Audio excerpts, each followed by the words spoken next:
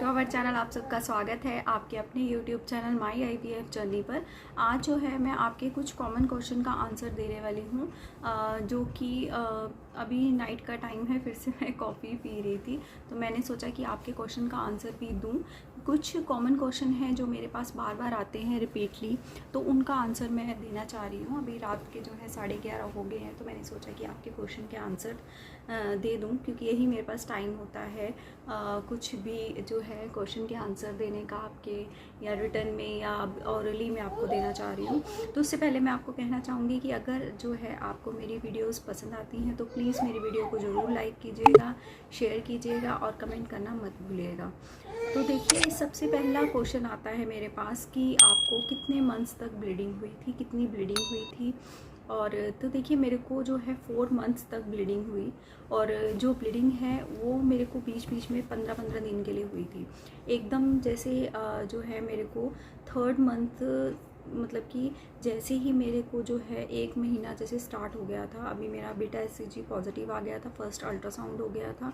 उसके बाद जब मेरे को अभी 5-6 दिन ही हुए थे, तो जब मेरे को ब्लीडिंग हुई तो बहुत ज़्यादा एकदम ब्लीडिंग होनी शुरू हो गई थी। मुझे याद है कि मैं उस वक्त जो है मंदिर में पूजा कर रही थी, और पूजा करते टाइम ही जैसे मैं बैठी तो मुझे एकदम से ब्लीडिंग हो गई, बहुत ज़्यादा ब्लीडिंग हो गई थी। और उसके बाद जो है फिर मुझे इमरजेंसी इंजेक्शंस और मेडिसिन्स दिए थे, वो मैंने ले लिए थे। उस वक्त डॉक्टर को फ़ोन किया था और मुझे क्लॉटिंग भी होनी शुरू हो गई थी। और धीरे धीरे फिर वो, पहले जब ब्लीडिंग होती है तो एकदम रेड कलर की ब्लीडिंग होती है, हमें समझ ही नहीं आता कि ये फ्रेश है, पुरानी है, कैसी ब्लीडिंग है। लेकिन उसके बाद जो है एकदम से मुझे तेज़ ब्लीडिंग होनी शुरू हो गई थी, और वो रेड कलर की ही थी। उसके बाद जो होता है ये ज़्यादा से ज़्यादा आपको 1 घंटे तक तेज़ रहेगी। आपको बिल्कुल रेस्ट करना है, लेटे रहना है और अपनी इमरजेंसी मेडिसिन वगैरह लेनी है। तो मेरे को 4 महीने तक ये ब्लीडिंग रही है। बीच बीच में जो है इसकी कोई फ़िक्स डेट नहीं थी कि क्योंकि पीरियड टाइम वाली ब्लीडिंग नहीं थी कि ये फ़िक्स डेट पर ही आएगी, उससे 1-2 दिन पहले आएगी। तो ये जो है फिर मुझे जो ब्लीडिंग हुई थी तो बीच बीच में रुक रुक के होती थी। तो जैसे 15-15 दिन के लिए होती थी, बीच में एकदम फ्लो ज़्यादा रहता था, फिर धीरे धीरे होनी शुरू हो जाती थी, फिर हल्का हल्का छोटा छोटा दाग ब्राउनिश कलर में होती थी। तो ये था आपके क्वेश्चन का आंसर कि मेरे को जो है 4 मंथ तक ब्लीडिंग रही और कितने टाइम के लिए रहती थी। ठीक है। और उसके बाद जो है क्वेश्चन मेरे पास आता है कि हमें जब हम चलते हैं तो हमें क्रैम्प्स आते हैं, हमारे पेट में पीरियड जैसा पेन होता है, बैक में पेन होता है, लेग्स में पेन होता है। देखिए, मैं आपको बार बार यही बात बोलती हूँ कि इसका कोई सिम्टम नहीं होता। क्रैम्प्स आना, पीरियड जैसा पेन होना, ये सब जो है क्योंकि हमारे पास आईवीएफ के जब हमें इंजेक्शंस लगते हैं, हमारी जो ओवरीज हैं वो बहुत बड़ी बड़ी हो जाती हैं। क्योंकि नॉर्मली हमारी जो ओवरी होती है उसमें 1 या 2 एग जो है हर मंथ बनते हैं। लेकिन मैं आपको अपने बारे में बताऊं कि मेरे 21 एग्स बनाए गए थे। आप ये सोचिए कि एक छोटी सी ओवरी होती है, इतनी बिल्कुल छोटी सी बॉल साइज़ की, तो उसमें 1 या 2 एग बना, और 21 एग, एक साइड 11 और एक साइड 10 बने थे। उसी में 10 या 11 एग्स बनना, तो ओवरी का साइज़ भी इंक्रीज़ हो जाता है, तो वो अपनी शेप में आता है, जिसकी वजह से क्योंकि जैसे ही एग पिकअप होता है या तो साथ के साथ हमारा ट्रांसफ़र हो जाता है, 1 महीने बाद ट्रांसफ़र होता है ब्लीडिंग होने के बाद। तो इसीलिए वो जो अंदर ट्रांसफ़र किया जाता है, अंदर टूल्स डाले जाते हैं, और प्रोजेस्टेरोन लेवल हमारा बढ़ जाता है, और हार्मोन्स लेवल हमारे इंक्रीज़ होते हैं, यूट्रस में स्ट्रेचिंग होती है। तो ये सब पेन होते हैं जो पीरियड की तरह ही होते हैं। तो इससे आपका कोई लिंक नहीं है। पीरियड अगर आना है तो अपने टाइम पर आएगा, अगर नहीं आना है तो आना या आना, इसका कोई इस चीज़ से लिंक नहीं है कि आप प्रेग्नेंट हैं या नहीं हैं। तो इसमें आपको घबराने की कोई ज़रूरत नहीं है कि आपको क्रैम्प्स क्यों आ रहे हैं। लेग्स में भी वैसे ही पेन होता है, क्रैम्पिंग होती है, स्ट्रेचिंग होती है, बाजू में भी हो सकती है, पेट के लेफ़्ट साइड हो सकती है, बैक पेन होता है, पैल्विक एरिया में पेन होता है, वॉमिटिंग जैसा फील होता है। तो इस चीज़ से आपको घबराने की कोई ज़रूरत नहीं है। इसका पीरियड आने ना आने से, प्रेगनेंसी होने ना होने से कोई लिंक नहीं है, और ये कोई साइन नहीं है। ठीक है। और उसके बाद थर्ड क्वेश्चन का आंसर ये है कि आपका क्वेश्चन ये है कि आप जो है मेरे से बार बार पूछते हैं कि आपको जो है जब प्रेगनेंसी हो गई थी तो आपको जो है स्टिचिंग लगी थी या नहीं लगे थे स्टिच। तो मुझे स्टिच नहीं लगे थे। जो ट्विन प्रेगनेंसी की वजह से स्टिचेस लगते हैं तो वो सर्वाइकल स्टिचेस होते हैं, वो नहीं लगे थे, मुझे नीड नहीं हुई थी। कई लोगों को ज़रूरत पड़ती है और कई लोगों को ज़रूरत नहीं पड़ती है। ऐसा नहीं है कि ट्विन्स में ही लगते हैं, कईयों को सिंगल प्रेगनेंसी में भी लगते हैं। जब मेरा ट्रीटमेंट चल रहा था तो वहाँ पर एक जो थी लेडी थी जिसकी सिंगल प्रेगनेंसी में भी स्टिचेस लगे थे, तो उनको ये दिक्कत थी। तो ये ऐसा नहीं है, स्टिचेस की ज़रूरत तभी होती है जब आपको डॉक्टर बोलते हैं कि आपको ज़रूरत है, तो आपको स्टिचेस लगवाने ही चाहिए। इससे आपको बेनिफिट ही होगा, ये आपकी सेफ्टी के लिए लगाए जाते हैं।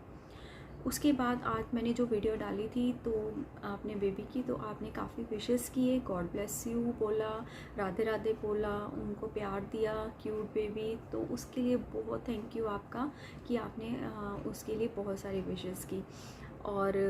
और भी काफ़ी और कुछ मेरे पास क्वेश्चन आते हैं कि आपने कौन सी मेडिसिन ली। देखिए, मैं कोई भी मेडिसिन प्रिस्क्राइब नहीं कर सकती क्योंकि मैं बार बार बोलती हूँ मैं कोई डॉक्टर नहीं हूँ। मैं सिर्फ अपना एक्सपीरियंस आपके साथ शेयर करती हूँ और मुझे नॉलेज सिर्फ इसलिए है क्योंकि एक तो 10 साल हो गए हैं और मैं हर चीज़ को डॉक्टर से बहुत डीपली पूछती थी और मैंने बहुत कुछ फेस किया है, बहुत सारे टेस्ट करवाए हैं। मैं आपको कई बार बताती हूँ कि मेरे को ऐसी कोई प्रॉब्लम नहीं है जो मेरे अंदर ना हो। मुझे PCOD है, PCOS है, हाइपरटेंशन की भी प्रॉब्लम थी, यूट्रस में रसोली भी है और हाइड्रोसेल्फिन भी है, सिस्ट भी है। तो इतनी सारी प्रॉब्लम्स के साथ मेरा एक्सपीरियंस बहुत ज़्यादा रहा है, वही मैं आपके साथ शेयर करती हूँ। कोई मेडिसिन मैं आपको प्रिस्क्राइब नहीं कर सकती, वो आपको डॉक्टर ही प्रिस्क्राइब करेंगे। सिस्टेन है, प्रोजेस्ट्रॉन है। आप मेरे से पूछते रहते हैं कि मैम कौन से इंजेक्शंस, कौन से, जो जितना मुझे लगता है कि मुझे आपको आंसर देना चाहिए मैं उसका आंसर भी देती हूँ। ऐसा नहीं है कि आंसर नहीं देती हूँ, लेकिन हर डॉक्टर का अपना ट्रीटमेंट करने का तरीका अलग अलग होता है। उसके बाद जो है कहीं ये पूछते हैं कि 1 मिनट, आपका टोटल जो है वो कितना खर्चा हुआ था, ये आपका मेन क्वेश्चन रहता है, बार बार मेरे पास क्वेश्चन आता है। तो देखिए, सबसे पहले जो खर्चा है वो हॉस्पिटल पर डिपेंड करता है। मैंने इस पर अलग से ब्लॉग भी बनाया हुआ है, अगर आप बोलेंगे तो मैं अलग से भी एक ब्लॉग शेयर कर दूँगी, लेकिन आपको एक छोटा सा मैं आंसर ज़रूर देना चाहूँगी कि देखिए, एक तो हॉस्पिटल पर डिपेंड करता है, ठीक है। तो हॉस्पिटल जो होते हैं कहीं ज़्यादा पैसे लेते हैं, कहीं कम लेते हैं, वो अपनी फैसिलिटी के अकॉर्डिंग पैसे लेते हैं। उनकी लैब हो गई, उनके बहुत सारी ऐसी चीज़ें होती हैं जैसे नीट क्लीन होना चाहिए हॉस्पिटल, और उनकी जो लैब टेक्नीशियंस होते हैं उनको वो अच्छे पैसे देते हैं ताकि वो अच्छे से एम्ब्रियो तैयार कर सके। हर चीज़ का जो है वो डीपली ध्यान रखते हैं, सीरम स्टिमुलेशन है, इन सब का ध्यान रखना ज़रूरी होता है। बहुत से पैसे जो होते हैं वो हॉस्पिटल पर वरी करते हैं। उसके बाद जो है जब बच्चा हो जाता है उसके बाद की अलग अलग प्रॉब्लम्स होती हैं, उससे पहले जो आपका ट्रीटमेंट चल रहा होता है उसकी अलग अलग प्रॉब्लम होती हैं। अब कईयों को प्रॉब्लम होती हैं, कईयों को कोई प्रॉब्लम नहीं होती लेकिन वो IVF करवाते हैं तो उनके टेस्ट कम होते हैं। कईयों को बहुत ज़्यादा प्रॉब्लम होती है, जैसे मुझे बहुत ज़्यादा प्रॉब्लम थी तो मेरे काफ़ी टेस्ट होते थे। मैंने आपको बोला कि मेरा जो है कैंसर का टेस्ट भी हुआ है, काफ़ी सारे टेस्ट हुए हैं मेरे। तो वो वरी करता है, आपकी प्रॉब्लम के ऊपर भी वरी करता है। तो ये जो टेस्ट वगैरह है उसके पैसे हो जाते हैं। और हम IVF के तो है ही, डॉक्टर की फ़ीस अलग होती है। अब जैसे मेरे डॉक्टर की फ़ीस थी 1 लाख थी। उसके अलावा जो है इंजेक्शंस कई बार हमारे को 3 मंथ तक तो कंपलसरी होते हैं। मुझे 6 मंथ तक लगाए गए इंजेक्शंस। वो इसलिए लगाए गए क्योंकि मुझे ब्लीडिंग की प्रॉब्लम रही 4th मंथ तक, तो इंजेक्शंस लगवाना कंपलसरी था। और मुझे PGI में एक ऐसी लेडी मिली थी जो 9th मंथ प्रेग्नेंट थी और वो वहीं पे एडमिट थी, उसको 9th मंथ तक वो इंजेक्शन लग रहे थे और PGI वालों ने उसके इंजेक्शन बंद करवा दिए थे। तो ये जो है हर एक की बॉडी पे डिपेंड करता है, हर एक की सिचुएशन पे डिपेंड करता है। और जिनके ट्विन्स बेबी होते हैं उनके अल्ट्रासाउंड्स भी डबल फीस देनी पड़ती है उनको।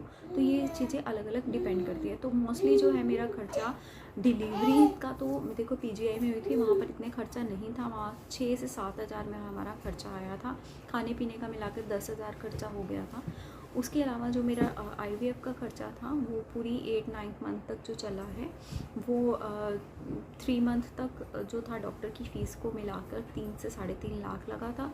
उसके बाद जो है बीच बीच में हमारी मेडिसिन्स काफ़ी आती थी और काफ़ी अल्ट्रासाउंड्स वगैरह होते थे बीच बीच में। 3-4 मंथ तक तो मेरे टेस्ट भी बहुत हुए, NT-NP स्कैन्स वगैरह होते रहते थे। Anomaly scan first, second, third semester में, ट्राइमेस्टर में काफ़ी टेस्ट हुए हैं। उसके बाद लास्ट में भी बहुत सारे टेस्ट हुए हैं। तो ये सारे मिलाकर 4 से 4.5 लाख रुपए हमारा खर्चा आया है। देखिए, डिलीवरी का खर्चा हमारा कुछ बच गया था। तो ये सब आपके क्वेश्चन का आंसर आई होप कि आपको मिल गया होगा। अगर फिर भी कोई डाउट है, अलग से आप इससे रिलेटेड कोई वीडियो चाहते हैं कि मैं अलग से और डिटेल में आपको समझाऊं, तो आप मुझे बता सकते हो, मैं वो भी बना दूंगी आप सबके लिए। तो आई होप, और आप जो है मेरी वीडियो को प्लीज़ पूरा देखिए, क्योंकि आप क्या करते हैं कि बीच में स्किप कर देते हैं। बहुत सी बातें ऐसी हैं जो मैं मिड में बोलती हूँ, लास्ट में बोलती हूँ, तो वो सब जो है अगर आप पूरा देखेंगे तो आपको अच्छे से अंडरस्टैंड हो जाएगा। तब भी आप मेरे से बार बार रिपीटली क्वेश्चन पूछते हैं। मैं मानती हूँ कि जब हमारे साथ प्रॉब्लम हो जाती है तो हमें नहीं विश्वास होता, हम बार बार क्वेश्चन करते हैं। तो मैं आपका आंसर ज़रूर दूंगी, ऐसा नहीं कि मैं आंसर नहीं दूंगी, लेकिन आप पूरा वीडियो को देखिए तो आप डिटेल में अच्छे से उसको समझ सकेंगे। तो आई होप कि आपको आपके क्वेश्चंस का आंसर मिल गए होंगे। अगर मिल गए हैं तो प्लीज़ मेरी वीडियो को लाइक कीजिए, शेयर कीजिए और कमेंट करना मत भूलिएगा। यहीं पर अपनी वीडियो का एंड करते हैं। राधे राधे।